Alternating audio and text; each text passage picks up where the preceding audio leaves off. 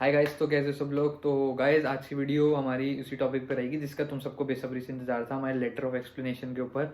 बहुत लोग परेशान हो रहे हैं इस वीडियो को लेकर, तो मैं सोचा सबसे पहले इसी पे बनाता हूँ ताकि जिन लोगों को भी अप्लाई करना है आगे, जिन लोगों का प्रोसेस है अभी चल रहा है, कुछ लोग बोल रहे हैं उनका प्रोसेस उनको सबमिट करनी है फाइल्स, तो मैं सोचा सबसे पहले टाइम निकाल के इसी पे वीडियो बनाता हूँ।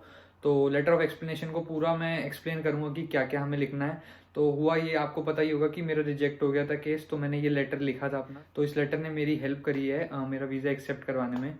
तो अगर आपका भी कोई केस होता है रिजेक्शन का और आप दोबारा से अप्लाई करने का सोच रहे हो, तो फिर आप लेटर ऑफ एक्सप्लेनेशन अपना ज़रूर ऐड करना अपनी फाइल लगाते टाइम। अपने एसओपी के साथ आपका ये ऐड हो जाता है। आप किसी भी अपने काउंसलर को बोलोगे तो वो अपने आप ऑटोमेटिकली अपने एसओपी के साथ आपका लेटर ऑफ एक्सप्लेनेशन को अटैच करके अपलोड कर देगा। दोनों चीज़ें साथ में आप अपलोड कर सकते हो।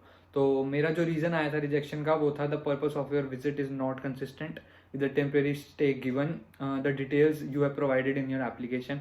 ये मेरा रीज़न आया था रिजेक्शन। अगर आपका यही रीज़न था रिजेक्शन का तो आप ये डेफिनेटली यूज़ कर सकते हो। हम जो मैं आपको अभी दिखाऊंगा, साथ साथ पढ़ता रहूँगा, साथ साथ आपको दिखाता रहूँगा पिक्चर्स के साथ, तो आप ये यूज़ कर सकते हो। लेकिन एज इट इज़ इसको यूज़ मत करना। अपनी डिटेल्स वगैरह अपडेट कर देना, और जो जो मैं पॉइंट्स बताऊंगा वो सब देख लेना, उस हिसाब से अपने लेटर ऑफ एक्सप्लेनेशन को अपडेट कर देना और तभी उसको आगे अपलोड करवाना। तो स्टार्ट करते हैं हम अब बिना वेट करे अपने लेटर ऑफ एक्सप्लेनेशन। हमारा सबसे पहला पेज, तो अब हम लिखेंगे अपने लेटर ऑफ एक्सप्लेनेशन में। जो हमारा लेटर ऑफ एक्सप्लेनेशन रहेगा हम उसको डिवाइड कर देंगे 3 से 4 पैराग्राफ्स में। हम देखें तो ये ज़्यादा से ज़्यादा आपका 1.5 से 2 पेज लेगा। 1.5 से 2 पेज से ज़्यादा लंबा लिखने की ज़रूरत नहीं है आपको अपने लेटर ऑफ एक्सप्लेनेशन, क्योंकि इसके बाद आपका एसओपी भी है, इसके साथ ही अटैच्ड है आपका स्टेटमेंट ऑफ पर्पस। उसको भी अच्छे से लिखना। स्टेटमेंट ऑफ पर्पस भी बहुत इंपॉर्टेंट है आपका। अगर आप पहली बार लिख रहे हो या फिर आपको नहीं आता क्या चीज़ें लिखनी है तो कमेंट कर देना, स्टेटमेंट ऑफ पर्पस पे भी वीडियो बना दूंगा। तो अभी लेटर ऑफ एक्सप्लेनेशन से स्टार्ट करते हैं। सबसे पहले अपना थोड़ा सा स्टार्टिंग में हम अपनी डिटेल्स देंगे। जैसे कि आप देख रहे हो इसके अंदर हम लिखेंगे, मैंने स्टार्ट किया है अपने नाम से पहले, I Ronit M keen on reapplying for study permit under the SDS category for Ontario graduate certificate program in marketing management at Seneca college. College का हमने डीएलआई नंबर दे दिया, कमेंसिंग ऑन 9 जनवरी। तो इसके अंदर मैंने 3-4 चीज़ें एक्सप्लेन कर दी। अपना कॉलेज बता दिया, मेरा कोर्स क्या है वो बता दिया, कब से स्टार्ट है कोर्स ये बता दिया, और मैंने एसडीएस कैटेगरी में अप्लाई किया या नॉन एसडीएस में, ये मैंने थोड़ा सा एक्सप्लेन कर दिया अपने स्टार्टिंग के पैरा में। तो इसके बाद हम लिखेंगे आगे, I hereby request you kindly consider my reapplication so that I can enroll in the desired program. All my financial academic property documents have been attached to your online application.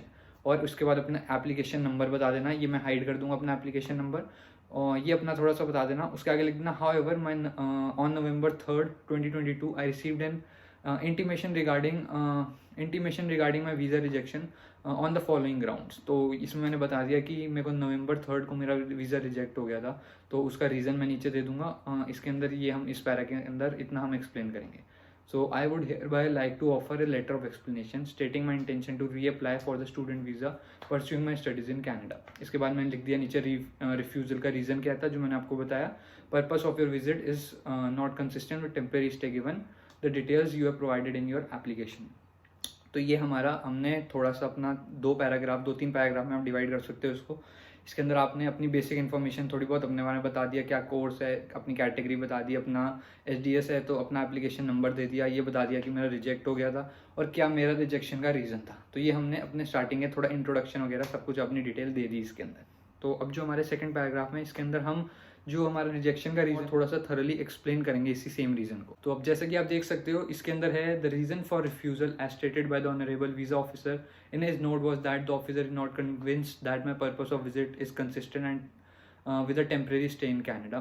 I would kindly reinstate that the sole reason for my visit to Canada is to attain international education and return to my home country post the completion of my certificate program in the stimulated time period. तो इसके अंदर हमने लिख दिया कि हमारा कोई भी ऐसा, हमने ऐसा बिल्कुल नहीं सोचा कि हम वहाँ पे परमानेंट स्टे करने वाले हैं। हम खाली अपना कोर्स कंप्लीट करने वहाँ पे आ रहे हैं। हमारा कोर्स जैसे ही कंप्लीट हो जाएगा, जितना भी टाइम पीरियड का हमारा कोर्स है, उसके बाद हम अपनी होम कंट्री वापस लौट जाएंगे। हम वहाँ स्टे नहीं करने वाले। ये हमें इसके अंदर थोड़ा सा एक्सप्लेन करना है। I am on my way to carving out an elaborate career for myself in the field of service marketing. इसके अंदर मैंने अपनी फील्ड बताई है, मैं कॉमर्स बैकग्राउंड से हूँ और मेरी मार्केटिंग फील्ड है, और मैंने कोर्स भी अपना मार्केटिंग मैनेजमेंट इसी फील्ड में चुना है। तो आप भी कोशिश करना कि जिस फील्ड से आप हो, जिस फील्ड में आपने पढ़ाई करी है, उससे रिलेटेड अपना कोर्स आगे चुनो। तो इसके अंदर आप चेंज कर सकते हो, आपका जो भी कोर्स हो उसको यहाँ पे रिप्लेस कर देना। इसके आगे मैंने लिखा है, my work experience has help me make a head start in my profession, but I believe that my growth has been restricted due to knowledge about a general overview of business and management profession. अपने थोड़ा सा बताना है कि इसमें मेरा ये experience है। अगर आपने पहले कहीं जॉब करी है या कुछ भी आपका एक्सपीरियंस है, कहीं इंटर्नशिप करी है, वो आप यहाँ पे बता सकते हो कि मैंने इंटर्नशिप करी हुई है इस कोर्स से रिलेटेड, ऑलरेडी मेरे को इसके बारे में नॉलेज है, तभी मैंने एक कोर्स चूज़ किया है, ताकि जो आपका वीज़ा ऑफिसर हो उसको पता लगे कि हाँ आपको इसके बारे में नॉलेज है, आपने कोई ऐसे ही आंख बंद करके कोई भी चूज़ नहीं कर लिया है खाली कंट्री में एंटर करने के लिए। तो इसके बारे में थोड़ा सा बताओ, अपना एक्सपर्टाइज बताओ, अगर आप इस फील्ड में है कुछ भी तो आप यहाँ पे बता सकते हो। उसके आगे लिखना है हमने, I need to gain wisdom from the technically equipped, strategically sound and world class faculty available at the reputed Seneca College, Canada। अब कॉलेज के बारे में थोड़ा सा तारीफ कर दी यहाँ पे हमने कि कॉलेज आपका अच्छा है, हमने सुना हुआ है बहुत अच्छा कॉलेज है, इस फील्ड में बहुत अच्छा है, तो उसके बारे में थोड़ी सी हमने यहाँ पे तारीफ कर दी। उसके बाद हमने लिख दिया, lot of new age startups are coming in this field to drive forces of the future in the coming decade. तो यही फील्ड के बारे में कि इस फील्ड में बहुत आगे अच्छा स्कोप है, मुझे लगता है ये अच्छी फील्ड है, यहाँ पे आगे जॉब अपॉर्चुनिटीज़ है, नए स्टार्टअप्स आएंगे। तो जो भी आपकी फील्ड है उसके बारे में यहाँ पे थोड़ी अच्छी अच्छी बातें लिख देना, थोड़ी तारीफ कर देना अपनी फील्ड के बारे में, और जो जो आपको जितना नॉलेज है उस हिसाब से यहाँ पे लिख देना। इसके आगे अब हम लिखेंगे, during my undergraduate studies in business administration I got introduce to certain fascinating subjects including marketing management, although the course peaked my interest I did not get a chance to formally educate myself in this. तो अब यहाँ पे हमने इस अपनी field के बारे में पूरा अच्छे से एक्सप्लेन कर दिया कि हाँ मैंने पहले अपना ग्रेजुएशन करी थी बिजनेस एडमिनिस्ट्रेशन में ही, और वहाँ पे मैंने पढ़ा था कि एक मार्केटिंग मैनेजमेंट का कोर्स है। ऐसे ही आप अगर बीटेक से हो या कोई और फील्ड से हो तो आप लिख सकते हो केमिकल इंजीनियरिंग का सब्जेक्ट पढ़ा था अपने बीटेक में, या फिर कोई भी सब्जेक्ट आपने पढ़ा था तो उसके बारे में आपको अच्छा इंटरेस्ट जागा आपका, लेकिन आप अच्छे से उसको पढ़ नहीं पाए, तो इसीलिए अब आप चाहते हो कि उसी फील्ड के अंदर इन डेप्थ स्टडी करो कनाडा आकर। ये हमने वहाँ किया। अब इसके बाद हमको एक रीज़न तैयार करना है। इसके बाद जो है एक सबसे इम्पोर्टेंट स्टेप, हमको एक ऐसा इम्पोर्टेंट रीज़न तैयार करना है कि जो हमारा वीज़ा ऑफिसर होगा उसको लगे कि हम वापस आएँ। तो मैंने यहाँ पे रीज़न दिया कि मेरी मदर हैं जो उनके सैलॉन्स हैं दिल्ली के अंदर ही, तो फिर मैंने ये रीज़न दिया कि मैं मार्केटिंग इसलिए पढ़ना चाह रहा हूँ आगे, ताकि मैं वापस आके अपने मदर को उसी बिज़नेस में आगे प्रमोट करने के लिए और हेल्प कर सकूँ, और अपनी एक डिजिटल मार्केटिंग एजेंसी स्टार्ट कर सकूँ। तो ये मैंने अपना मेन रीज़न दिया था। ऐसे ही आपको भी कोई इंपॉर्टेंट रीज़न ढूंढना है, अपना सोचना है, जो कि आप इसके अंदर स्टेट कर सकते हो कि आप वापस आओगे, ताकि वीज़ा ऑफिसर को बिल्कुल भी डाउट ना हो आपके ऊपर कि आप वापस नहीं आने वाले। अगर आपका किसी और चीज़ का काम है या किसी और चीज़ का बिजनेस है, मान लो आपका खाने की चीज़ें किसी चीज़ का सप्लाई का काम है, तो आप बोल सकते हो कि मैं सप्लाई चेन मैनेजमेंट पढ़ने जा रहा हूँ, ताकि आगे जो नेटवर्किंग और सप्लाइंग का जो काम है वो मैं वापस आके वेयर हाउसिंग वगैरह सब कुछ अपना बिजनेस को और अच्छे से प्रमोट कर सकूँ। ऐसे आपको कोई वैलिड रीज़न ढूंढने हैं जो आप इसके अंदर स्टेट कर सको, जिसकी वजह से आप वापस आओगे। ये सब हमने अपने नेक्स्ट पैराग्राफ में लिखना है। जो मैंने अभी बताया इसके अंदर ये सारी डिटेल आपकी रहेगी, थोड़ा थोड़ा इसको एक्सप्लेन करना है, ये सब आप लिख दोगे। तो इसके बाद जो अगला हमारा पैराग्राफ रहेगा उसके अंदर अब हमें अपने फैमिली बैकग्राउंड के बारे में एक्सप्लेन करना है अच्छे से, कि हम किस बैकग्राउंड से आ रहे हैं, क्या आपके फादर काम करते हैं, आपकी मदर क्या काम करती हैं, और क्या आप फाइनेंशियली इतने इंडिपेंडेंट हो, फाइनेंशियल स्टेबल है आपकी फैमिली कि आप वहाँ पे रहना और वहाँ पे रुकना अफोर्ड कर पाओगे। वो हमने अपने अगला पैराग्राफ में एक्सप्लेन, तो आप देख सकते हो, पढ़ लो इसको। मैंने लिखा है, my family has strong roots in Indian economy, I come from a financially sound and progressive household in India, my parents have robust development in the respective business professional fields.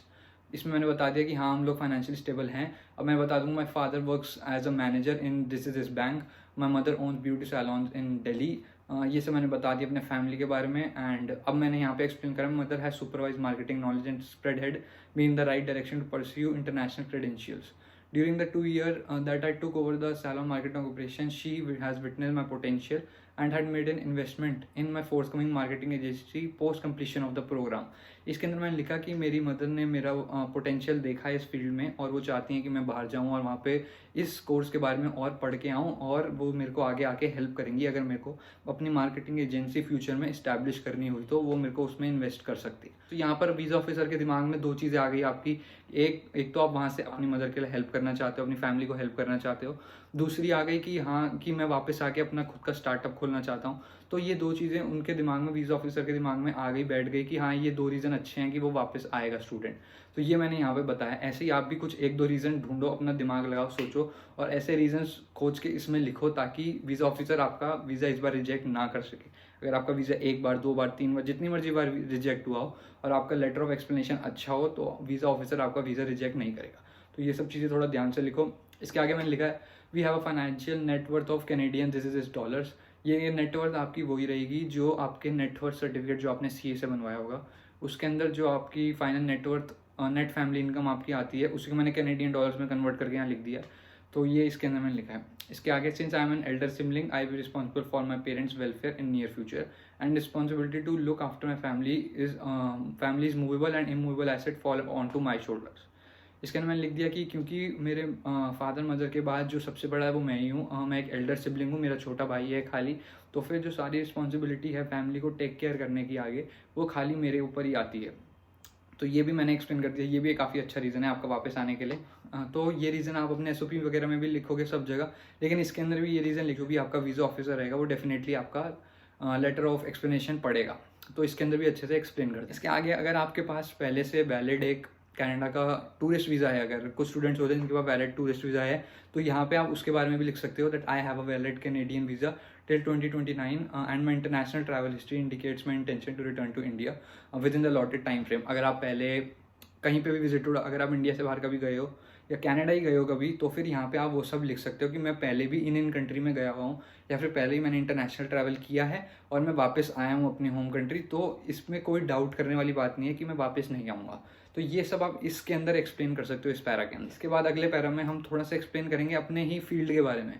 अब मेरी marketing field है, मैंने यही explain करा है इस paragraph में कि मार्केटिंग फील्ड बहुत आजकल ग्रो कर रही है, डिजिटल एरा आ गया है, एनालिटिक्स बिजनेस ग्रोथ के लिए सब चीज़ों के लिए मार्केटिंग बहुत ज़रूरी है और इंक्रीजिंगली पॉपुलर हो रही है, इसकी डिमांड बढ़ रही है चाहे वो इंडिया में हो या ओवरसीज हो, और ये बहुत ज़्यादा हेल्प करते हैं आगे किसी भी कंपनी को किसी भी बिजनेस को ग्रो करने के लिए।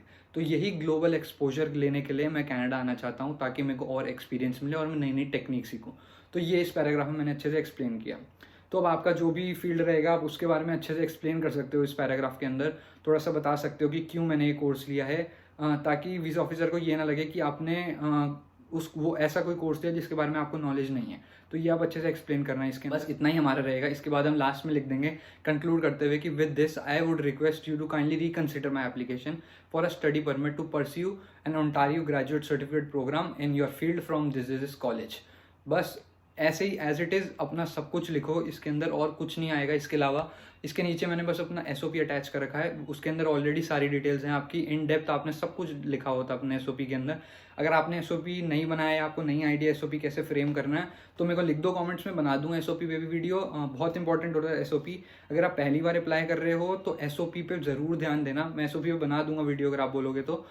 SOP अगर आपका अच्छा हुआ तो आपको इसकी ज़रूरत ही नहीं पड़ेगी लेटर ऑफ एक्सप्लेनेशन की, लेकिन अगर आपको पड़ती है ज़रूरत तो कोई बात नहीं, आप ऐसे लिख सकते हो letter of explanation as it is. मत इसको बिल्कुल टेप देना, अपना थोड़ा सा दिमाग लगाना, थोड़ा टाइम लगाना इसके अंदर। ज़्यादा से ज़्यादा आपको 1 दिन का टाइम लगेगा, आप आराम से कुछ घंटे बैठ के थोड़ा दिमाग लगा के अपना लिख सकते हो। बाकी अपने काउंसलर के साथ शेयर कर सकते हो, वो भी आपको आइडिया दे देगा कि ऐसे ऐसे आप लिख सकते हो, तो ऐसे एक्सेप्ट हो जाते हैं। तो ये हमारा पूरा लेटर ऑफ एक्सप्लेनेशन। तो यही थी हमारी आज की लेटर ऑफ एक्सप्लेनेशन के ऊपर वीडियो। अगर आपको अच्छी लगी वीडियो तो लाइक कर देना, हेल्पफुल लगी तो नीचे कमेंट कर देना। बस बाकी चैनल को सब्सक्राइब कर दो यार, तुम लोग आके वीडियो देख के चले जाते हो, मैं इतनी मेहनत कर रहा हूँ तुम्हारे लिए, तुम सब्सक्राइब भी नहीं करके जाते यार। तो प्लीज़ चैनल को सब्सक्राइब कर देना। और कोई हेल्प अगर तुम्हें चाहिए तो मैं अपना इंस्टाग्राम हैंडल डाल दिया है, वहाँ पे मेरे को बहुत सारे लोग ऑलरेडी मैसेज करते हैं, तुम भी वहाँ मैसेज कर दो। जितनों का मैसेज आता है मैं ऑलमोस्ट सबका कोशिश करता हूँ, किसी को कोई प्रॉब्लम है तो उसको सॉल्व करूँ, उसको हेल्प करूँ। तो मेरे को मैसेज कर सकते हो इंस्टाग्राम पे, साथ में मिलकर तुम्हारी प्रॉब्लम का सोल्यूशन ढूंढेंगे। बिल्कुल। Thank you very much for watching the video. और SOP पे वीडियो चाहिए तो कॉमेंट डाल देना। Thank you.